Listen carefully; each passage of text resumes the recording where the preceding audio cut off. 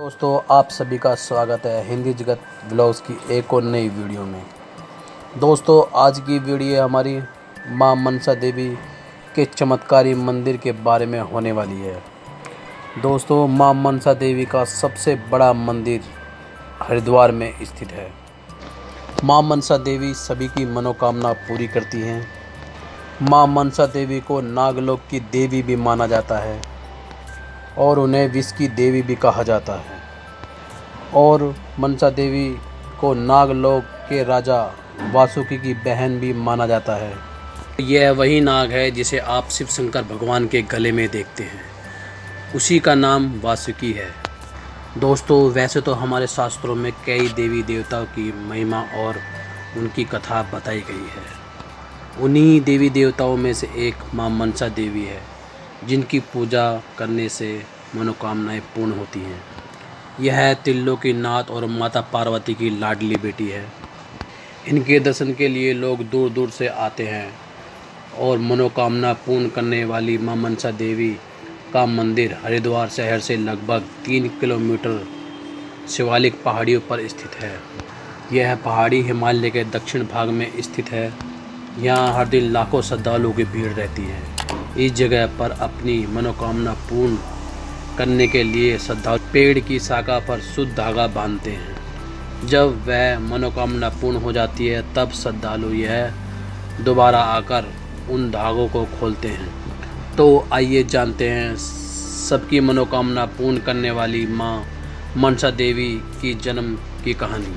आज हम मां मनसा देवी के जन्म से लेकर मां मनसा देवी बनने तक की कहानी लेकर आए हैं। वीडियो को पूरा देखें मां मनसा देवी की कहानी जानने के लिए। मां मनसा देवी मंदिर का एक रहस्य यह भी है कि यहाँ मां मनसा देवी की पूजा उल्टे हाथों से की जाती है। दोस्तों, आखिर क्यों मां मनसा देवी अपनी पूजा उल्टे हाथों से स्वीकार करती हैं, ये जानने के लिए वीडियो को पूरा देखें। दोस्तों, मां मनसा देवी से एक छोटी सी कहानी जुड़ी है। जैसा कि आप जानते हैं, मां पार्वती ने मां काली का रूप धारण करके हजारों दैत्य और राक्षसों का संहार किया था। उनके इसी व्यग्र रूप के कारण राजा वासुकी की बहन की मौत हो गई। अपनी बहन की मौत हो जाने के कारण वासुकी बहुत दुखी थे। तब भगवान शिव ने अपने मस्तक के ताप के प्रभाव से एक कन्या को जन्म दिया और उसे राजा वासुकी को भेंट स्वरूप दे दिया। क्योंकि ये कन्या भगवान शिव की मानस पुत्री थी, इसलिए इसका नाम मनसा रखा गया और इस तरह मां मनसा देवी का जन्म हुआ। नागराज वासुकी उस कन्या को अपनी बहन के रूप में लेकर नागलोक के लिए निकल पड़े, लेकिन वह अभी आधे रास्ते पर ही पहुँचे होंगे कि वह गिर पड़े, क्योंकि मां मनसा देवी का जहरीला ताप उनसे सहन नहीं हो सका। देवी मनसा जन्म से ही विषैली थी, क्योंकि उनके जन्म से ही पूर्व शिव जी ने हलाहल विष का पान किया था। यही हलाहल विष मां मनसा देवी के जन्म पर उसके पूरे शरीर में मौजूद था। कहते हैं कि मनसा देवी में इतना विष है कि दुनिया के सभी सांपों का जहर भी इकट्ठा किया जाए तो भी मनसा देवी के विष की बराबरी नहीं की जा सकती है। तो अर्धचेतन अवस्था में धरती पर गिरे वासुकी ने भगवान शिव को पुकारा और उनसे विनती की, हे भोलेनाथ, मैं इस कन्या का ताप सहन नहीं कर पा रहा हूँ। जब मैं सहन नहीं कर पा रहा हूँ तो ये शिशु अवस्था में ये कन्या कैसे सहन कर पाएगी। और फिर महादेव ने देवी मनसा को पंचकोश क्रिया के द्वारा शिशु अवस्था से सीधा युवा अवस्था में पहुंचा दिया। क्योंकि मनसा देवी जन्म से ही ब्रह्मांड में सबसे विषैली थी और शिव की पुत्री होने के कारण उनमें चमत्कारी शक्तियाँ भी मौजूद थी। और जब मनसा देवी को यह मालूम हुआ कि वह बहुत शक्तिशाली हैं और उन्हें अपनी शक्तियों का अहंकार होने लगा, एक दिन उन्होंने शक्तियों के आधार पर पाताल लोक पर अपना अधिकार जताने की कोशिश की और बलपूर्वक चाहा कि सब उनकी पूजा करें, और इसके लिए उन्होंने बगावत छेड़ दी। वह चाहती थी कि शिव परिवार में जैसे गणेश और कार्तिक की पूजा की जाती है, ठीक वैसे ही शिव की पुत्री होने के कारण धरतीवासी उनकी पूजा करें। जब शिव जी को इस बात का पता चला कि मनसा देवी अन्य देवियों की तरह स्वयं को पूजनीय बनाने के लिए सभी पर अत्याचार कर रही हैं, और तब उन्होंने मनसा देवी को बुलाया और उन्होंने कहा, जाओ धरती पर जाओ, पृथ्वी लोक पर जाओ, वहाँ मेरा एक भगत चंद्रधर है। यदि वह तुम्हारी पूजा स्वीकार कर लेगा तो सभी तुम्हारी पूजा स्वीकार कर लेंगे। उस समय धरती पर चंद्रधर शिव जी का महान भक्त था। मनसा देवी ने बलपूर्वक उससे अपनी भक्ति कराने के लिए तैयार करना चाहा, मगर चंद्रधर शिव जी का महान भक्त था और वह किसी और की पूजा नहीं करना चाहता था, और इसलिए उन्होंने मनसा देवी को उनकी भक्ति करने से स्पष्ट इनकार कर दिया, और तभी मनसा चंद्रधर से क्रोधित हो गई। गुस्से में आकर मनसा देवी ने एक एक कर चंद्रधर के 7 पुत्रों को मार डाला।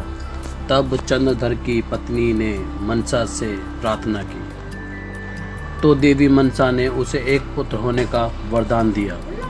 फिर चंद्रधर को फिर से एक पुत्र हुआ जिसका नाम लक्ष्मी चंद्र रखा गया। लक्ष्मी चंद्र का विवाह अखंड सौभाग्यवती कन्या भोले के साथ किया गया। भोला एक महान सती थी।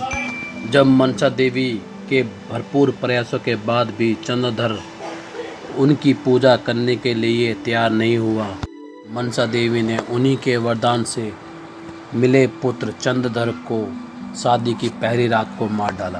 भोला एक महान सती थी। उसने अपनी शक्तियों से तीनों लोकों के देवताओं से प्रार्थना की कि उसके पति को जिंदा करके उसे न्याय दे, मगर कोई भी प्रार्थना स्वीकार नहीं कर पाया। सभी ने उसे भोलेनाथ के पास जाने को कहा और अंत में भोला सती शिव के पास गई और भगवान शिव के सामने अपने पति को जीवित करने की प्रार्थना की। जब भगवान शिव को पता चला कि इसके पति की मौत का कारण उनकी पुत्री मनसा है, तो भगवान शिव तांडव करने लगे और फिर मनसा देवी शिव के सामने प्रकट हुई। शिव जी से माफ़ी मांगी।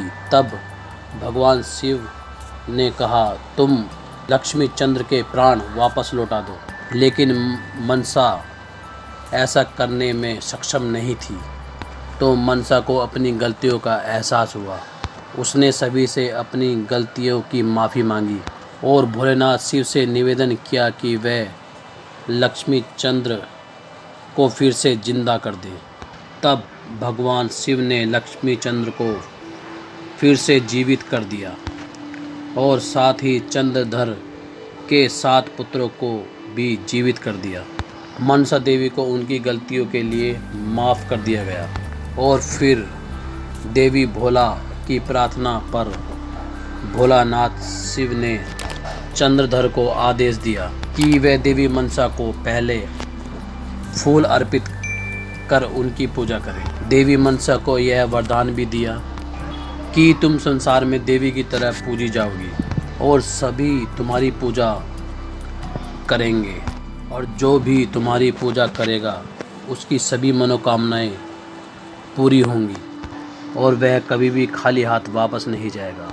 तब भोलेनाथ की आज्ञा पाकर चंद्रधर ने मनसा देवी के स्वरूप को फूल अर्पित करना चाहा। तभी मनसा देवी ने कहा, रुको, सभी देवी देवताओं को सीधे हाथ से फूल अर्पित किया जाता है, मैं सभी से उल्टे हाथ से पूजा स्वीकार करूंगी।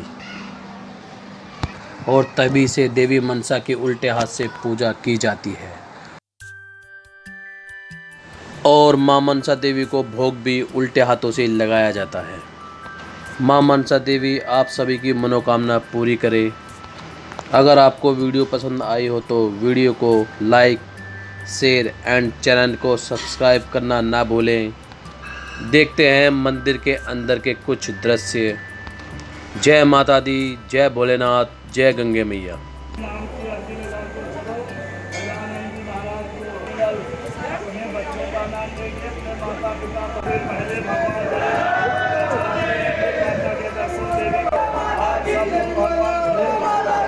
भगवान